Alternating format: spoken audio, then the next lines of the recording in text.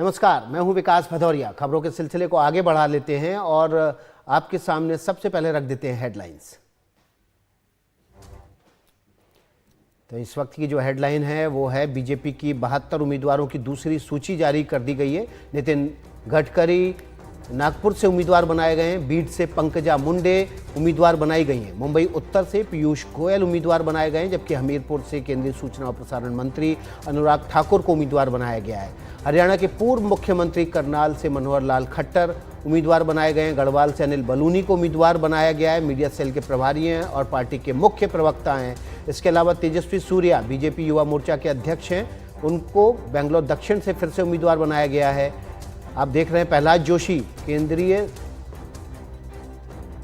मंत्री हैं प्रहलाद जोशी, उनको धारवाड़ कर्नाटक की धारवाड़ सीट से उम्मीदवार बनाया गया है।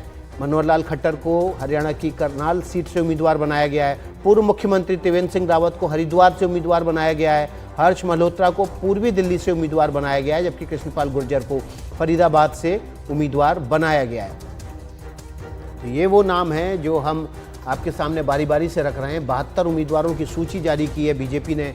पहली जो सूची आई थी वो 195 उम्मीदवारों की थी और 72 उम्मीदवारों की दूसरी सूची के लिए लंबा इंतजार करना पड़ा। इसमें 4 पूर्व मुख्यमंत्री हैं, जबकि 10 से ज़्यादा केंद्रीय मंत्रियों को टिकट दिया गया है और करीब 15 ऐसे सांसद हैं जिनके टिकट काटे भी गए हैं। रवीश रंजन शुक्ला दिल्ली से हमारे सहयोगी जुड़ गए हैं, बीजेपी कवर करते हैं और बीजेपी पर पैनी नज़र रखते हैं। और इसके अलावा चंडीगढ़ से मोहम्मद गजाली जुड़ गए हैं और बेंगलुरु से नेहाल किदवई जुड़ गए हैं। हम सबसे पहले रवीश रंजन का रुख कर लेते हैं। रवीश, दूसरी सूची के लिए इंतजार करना पड़ा, लेकिन इस सूची में कटने वाले उम्मीदवारों की तादाद फहरिस्त काफ़ी लंबी है। दिल्ली से लेकर गुजरात से मध्य प्रदेश, महाराष्ट्र और कर्नाटक 15 से ज़्यादा सांसदों के टिकट काटे गए। जी बिल्कुल विकास जी, क्योंकि आप देखिए कि जो लिस्ट आई है, सबसे पहले अगर बात करें दिल्ली में, तो दिल्ली में 7 में से 6 मौजूदा जो सांसद हैं उनके टिकट काट दिए गए हैं और उनकी जगह जो है जो कार्यकर्ता हैं, जो संगठन में लंबे समय तक काम कर रहे हैं, उनको टिकट दिया गया है। इसी तरीके से सुनीता दुग्गल आप देखिए कि उनका हरियाणा में टिकट कटा है। तो एक लंबी फेहरिस्त है और जैसा कि हम और आप कई बार चर्चा भी कर चुके हैं कि इस बार जो बीजेपी है वो अपनी रणनीति में उन्होंने बदलाव किया है और युवा, महिलाओं और जो कार्यकर्ता हैं उनके अपने उन पर बहुत ज़्यादा भरोसा किया है और यही वजह है कि तमाम सारे जगहों पर हमको देखने को मिला है कि बिल्कुल नए चेहरे उतारे गए हैं।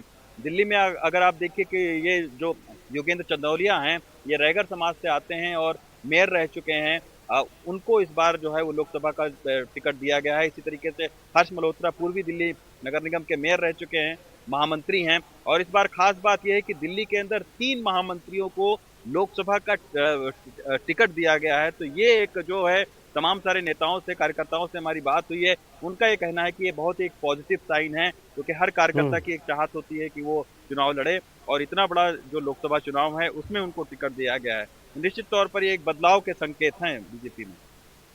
बिल्कुल, तो बदलाव के संकेत हैं। बड़ी तादाद में सांसदों के टिकट काटे गए, नए चेहरों को उम्मीदवार बनाया गया है। हमारे साथ किशोर रावत भी जुड़ गए उत्तराखंड से। किशोर का रुख कर लेते हैं इससे पहले कि निहाल किदवई के पास और मोहम्मद गजाली के पास चले। किशोर, अनिल बलूनी और त्रिवेंद्र सिंह रावत दोनों बड़े नाम। अनिल बलूनी मीडिया की दृष्टि से बड़ा नाम, मुख्य प्रवक्ता भी हैं बीजेपी के और पावर कॉरिडोर में एक बड़ी हस्ती हैं। इस बार पहली बार लोकसभा चुनाव लड़ने जा रहे हैं पौड़ी गढ़वाल से। बिल्कुल, अनिल बलूनी को टिकट दिया गया है पौड़ी लोकसभा, चूंकि उनका वो गृह जनपद भी है, इस लिहाज से उनके लिए काफ़ी महत्वपूर्ण है, क्योंकि राज्यसभा सांसद रहे और अब ऐसे में वो सीधे लोकसभा चुनाव लड़ेंगे और जनता द्वारा चुने जाएंगे। दूसरी तरफ अगर बात करें त्रिवेंद्र सिंह रावत, वो भी चूंकि जब उनको मुख्यमंत्री पद से हटाया गया तो उसके बाद लंबा एक उनका वनवास था, वो खत्म हुआ है, उनको टिकट दिया गया है। रमेश पोखरियाल निशंक का टिकट यहाँ से काटा गया है, तीरथ सिंह रावत का टिकट पौड़ी से काटा गया है। अब ये 2 बहुत बड़े नाम हैं और उत्तराखंड की राजनीति में 2 बहुत बड़े नाम दोनों पूर्व मुख्यमंत्री भी हैं। अनिल बलूनी की बात करें तो अनिल बलूनी लगातार उत्तराखंड बिल्कुल, दो पूर्व मुख्यमंत्री को टिकट काटा गया और अनिल बलूनी जिस तरीके से पौड़ी लोकसभा की मैं बात कर रहा था, पौड़ी लोकसभा उनका गृह जनपद है। लगातार उन्होंने बहुत सारे काम किए हैं और यहाँ पर तमाम जो लोग हैं वो हमेशा जो चर्चाओं में रहते हैं, उनका ये कहना है कि अनिल बलूनी अगर सीधे तौर पर चुनाव लड़ते हैं और आते हैं तो इस राज्य को लेके बहुत बेहतर होगा। तो ये बड़ी बात है कि अनिल बलूनी का नाम यहाँ पर फाइनल किया गया और उनको चुनाव में उतारा गया है। तो दूसरी तरफ त्रिवेंद्र सिंह रावत की अगर बात करें तो वो भी 3 साल से अगर बात करें, उनको जब मुख्यमंत्री पद से हटाया गया तो लंबे समय से एक वनवास चल रहा था, वो खत्म हुआ है और उनको हरिद्वार लोकसभा से टिकट दिया गया। रमेश पोखरियाल निशंक वो भी पूर्व मुख्यमंत्री है, उनको टिकट काटा गया। अब ऐसे में मामला बड़ा दिलचस्प हो गया है। अब उत्तराखंड में बीजेपी ने अपने 5 लोकसभा सीट घोषित कर दी है और संभवतः बीजेपी का दावा है कि वो 5 लोकसभा दोबारा जीतकर हैट्रिक मारेगी। जी, तो बेंगलुरु में नेहाल कदवई भी हैं, लेकिन नेहाल भाई मैं आपके पास बाद में आऊँगा।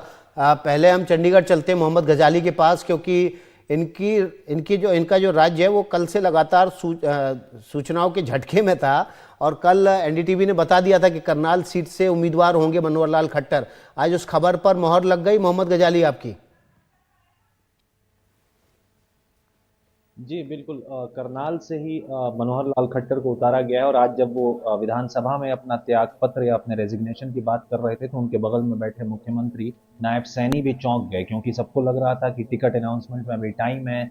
कई अटकलें ये भी चल रही थी, कई अखबारों ने यह खबर चला दी थी कि उनको पंजाब या हरियाणा का गवर्नर बना दिया जाएगा। खैर, लोकसभा का टिकट दे दिया गया है, उनको उम्मीदवार घोषित कर दिया गया है। हरियाणा में जो दूसरी सीट है अंबाला और सिरसा, ये 2 सीटें रिजर्व्ड हैं। अंबाला से स्वर्गीय रतन लाल कटारिया जो भाजपा के सांसद थे, लेकिन पिछले साल उनका देहांत हो गया तो उनकी पत्नी को टिकट दिया गया है। सिरसा से एक झटका सुनीता दुग्गल को लगा है कि उनकी टिकट काटी गई है और आम आदमी पार्टी और कांग्रेस से खफा होकर भाजपा में आए अशोक तंवर, जो कभी 2009 में कांग्रेस में होते थे और 2009 से 14 तक उन्होंने सिरसा लोकसभा सीट को रिप्रेजेंट किया था, उनको इस बार वहां से दोबारा टिकट भाजपा की तरफ से दिया गया है। 3 सांसद जो हैं जिनके ऊपर भाजपा ने भरोसा जताया है वो फरीदाबाद, गुड़गांव और भिवानी महेंद्रगढ़ के तीनों सांसद जो हैं, उन तीनों को दोबारा से लड़ाया जा रहा है। जबकि करनाल से मनोहर लाल खट्टर लड़ रहे हैं तो वहां से संजय भाटिया को टिकट नहीं मिला है और चर्चाएं हैं कि उनको हरियाणा के संगठन में या फिर केंद्रीय संगठन में भाजपा की जो संगठन जिम्मेदारी दी जाएगी। लेकिन मोहम्मद गजाली, एक संवैधानिक संकट भी खड़ा हो सकता है। 6 महीने के भीतर नायब सिंह को फिर से चुनाव जीतकर विधानसभा का सदस्य बनना होगा और नवंबर में संभवतः हरियाणा के चुनाव ड्यू होते हैं। इस पर आपसे बात करेंगे, लेकिन हम पहले नेहाल किदवई के पास चलते हैं। बेंगलुरु से सीधे हमारे साथ जुड़े हुए हैं। नेहाल भाई, ये जो 2 पूर्व मुख्यमंत्री मैदान में उतारे गए हैं, बड़ी तादाद में ऐसे सांसद जिनके टिकट काटे गए हैं, लेकिन अभी तक जो जेडीएस और बीजेपी का अलायंस था वो नहीं ऐलान हुआ है उसका। मांड्या सीट से लेकर हासन और चामराजनगर सीट भी सुन रहे हैं कि जेडीएस मांग रहा है। बिल्कुल, इसी पर सबकी नज़र थी कि कौन सीटें उन्हें दी जा रही हैं, वहाँ पर कौन उम्मीदवार होगा, इसका ऐलान अभी तक नहीं हुआ है। लेकिन यहाँ पर एक युवा ब्रिगेड के नेता के तौर पर प्रताप सिम्हा, जो कि मैसूर के सांसद हैं, उनको देखा जा रहा था, उनका टिकट कटा है और इसका शायद कहीं न कहीं आभास भी था प्रताप सिम्हा को। 2-3 दिन पहले उनकी बातों से ऐसा लग रहा था कि उनको पता चल गया है कि उनका टिकट कटने वाला है। पार्टी के केंद्रीय नेतृत्व ने उनको शायद बता दिया था। अब वहाँ से यदुवीर वोडियार चुनाव लड़ेंगे, जो कि राज परिवार से हैं और अभी वारिस हैं वोडियार राजघराने के। हालांकि उनसे पहले यहाँ पर कृष्ण दत्ता वोडियार भी चुनाव लड़ चुके थे, हारे भी 2 बार थे वो। लेकिन इस बार इनकी जो छवि है कृष्ण यदुवीर की, वो बहुत अच्छी है और इसलिए बीजेपी को पूरी उम्मीद है कि वो अच्छा प्रदर्शन करेंगे। शोभा करंदलाजे को लेकर के भी बताया जा रहा था कि शायद उनका टिकट कटे, लेकिन उनकी सीट बदल दी गई है। अब उनको बेंगलुरु नॉर्थ लाया गया है। जब पिछली बार यहाँ से सदानंद गौड़ा खड़े हुए थे तो उनको लेकर के काफ़ी विरोध हुआ था, क्योंकि सदानंद गौड़ा को बाहरी गौड़ा माना जाता है, वो ओरिजिनल गौड़ा उनको नहीं कहते हैं, माफ़ कीजिएगा, इस तरह की बातें यहाँ पर होती हैं। और ऐसे, लेकिन इसके बावजूद वो जीत गए थे अपने मैन्यूवर से।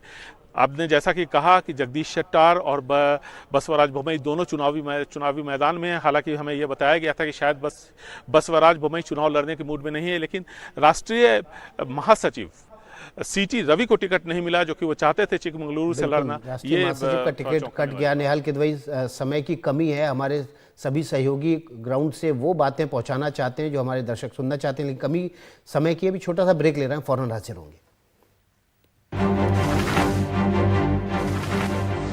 ब्रेक के बाद आपका स्वागत है। बीजेपी ने लोकसभा उम्मीदवारों की अपनी दूसरी सूची जारी कर दी। तस्वीरें आने लगी हैं। त्रिवेंद्र सिंह रावत, उत्तराखंड के पूर्व मुख्यमंत्री को हरिद्वार से टिकट दिया गया है। उनको रमेश पोखरियाल निशंक, जो कि केंद्रीय मंत्री रह चुके हैं, पूर्व मुख्यमंत्री रह चुके हैं उत्तराखंड के, उनका टिकट काट कर उम्मीदवार बनाया गया। तस्वीरें देखिए, जश्न की तस्वीरें आने लगी। लोग बधाई देने उनके आवास पर पहुंचने लगे हैं। त्रिवेंद्र सिंह रावत 3 साल तक लगातार मुख्यमंत्री रहे थे। और ये देखिए दूसरी तस्वीरें उत्तराखंड के ही गढ़वाल से उम्मीदवार बनाए गए बीजेपी के अनिल बलूनी की हैं। उनके आवास पर भी बधाई देने वालों का तांता लग रहा है। तो टिकट की घोषणा के बाद जश्न और उम्मीद की शुभकामनाओं की तस्वीरें आपके सामने। अभी छोटा सा ब्रेक, फौरन लौट रहे हैं।